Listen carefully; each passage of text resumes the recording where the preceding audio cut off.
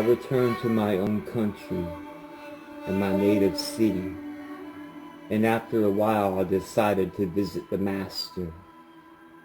As I climbed up the long stairway that leads to his place, I looked at the pictures he had drawn, which hung on the wall, and the paintings of Mount Kalas and Lake Manasrover.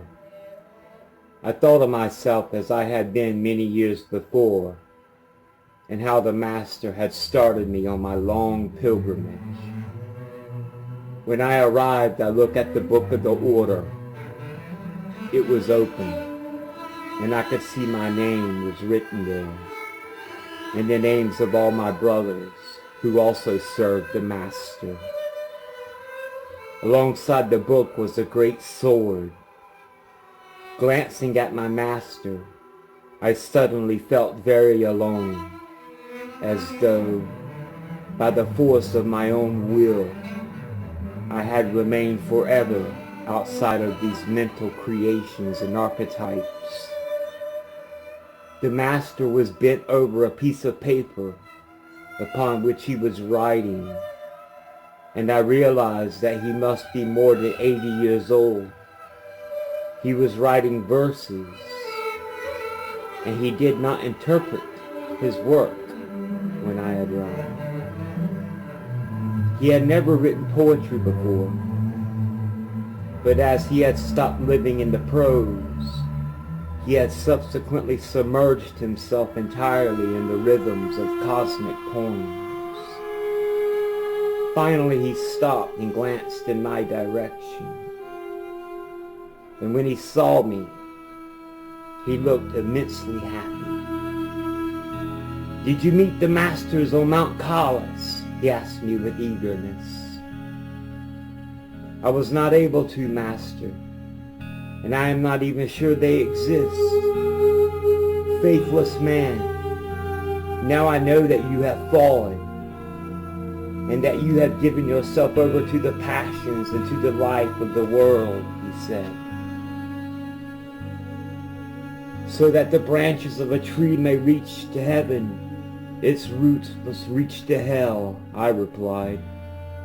"No," he said, "you are quite wrong. What you renounce in this world is transformed into superior values in your soul. The love which you renounce here is returned to you there in its pure and eternal form. Through this world we grow old and die. There you grow younger and younger. All life that you renounce here on earth is transformed into true life in the beyond.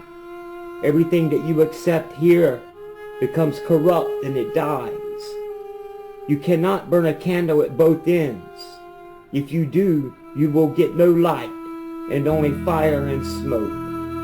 "Master," I replied, "I will burn myself like a candle at both ends, and I will remain stretched out heaven and hell, because I am not interested in being anything more than a man."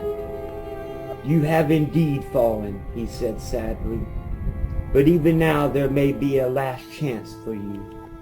Listen now, I want to tell you something that will really touch your soul.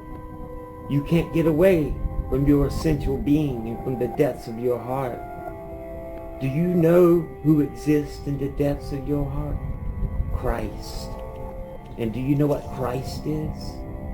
He is renunciation, and only in renunciation will you attain happiness."